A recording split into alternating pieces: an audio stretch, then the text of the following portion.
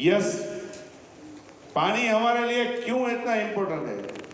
तो कि पूरा का पूरा हमारा जो फंक्शन है, जो ब्रेन से लेके पूरा का पूरा जो फंक्शन है वो पानी पे ही डिपेंड करता है। सबसे पहला न्यूरोट्रांसमीटर, मतलब हमारे जो ब्रेन है, ब्रेन में हर रोज न्यूरॉन्स का ट्रांसमिशन होता है। इसके हिसाब से हमें पूरा का पूरा बॉडी में जो भी एक्टिविटी होती है वो ब्रेन के ट्रांसमिशन से ही होती है। तो पहले तो पूरा का पूरा ट्रांसमिशन का जो सिस्टम है, अगर वो रेगुलर हमें चलाना है तो उसके लिए पानी की बहुत ही नीड है। मसल स्टोन्स, हमारे शरीर में 600 से ज़्यादा मसल्स है। अगर हमारा मसल्स का पूरा टोन बिगड़ गया तो पूरी सिस्टम बिगड़ने की पूरी संभावना है।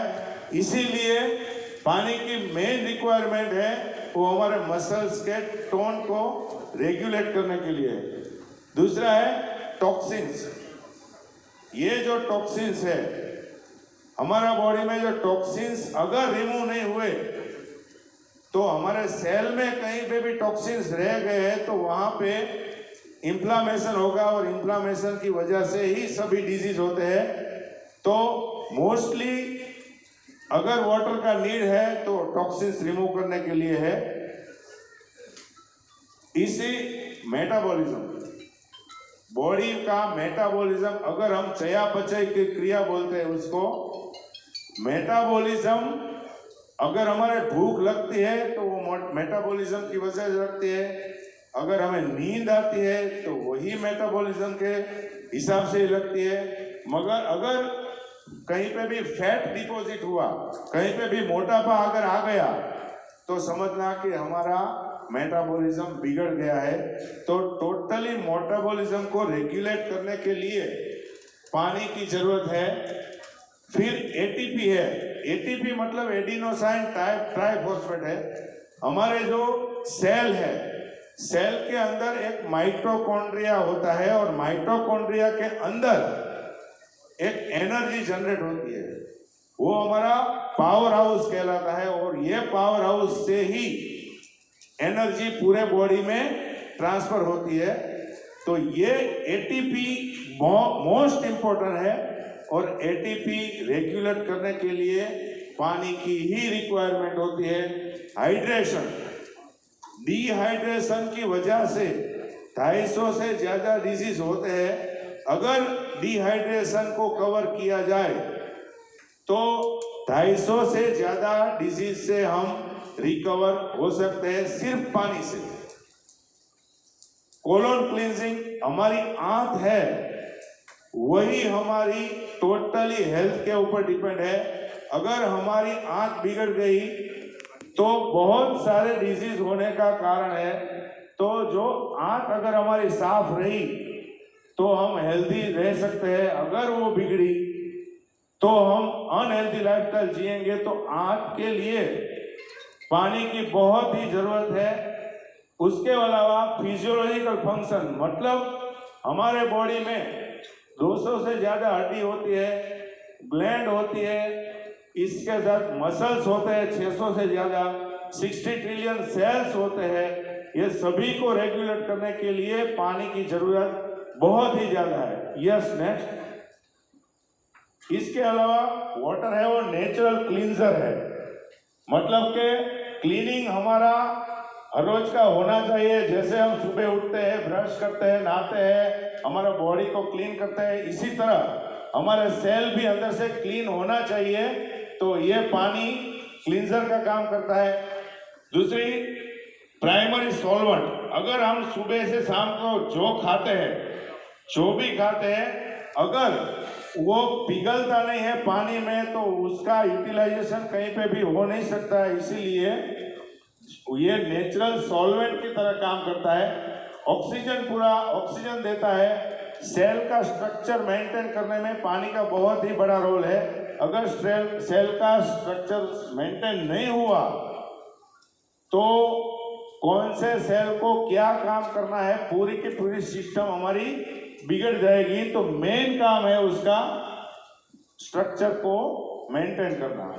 उसके अलावा hydro electric energy in brain, brain के अंदर हर रोज एक एक सेकंड में केमिकल रिएक्शन होता है, और जो केमिकल रिएक्शन मतलब हमारे जो बॉडी को रिक्वायरमेंट होती है उसके हिसाब से ही केमिकल प्रोड्यूस होते हैं।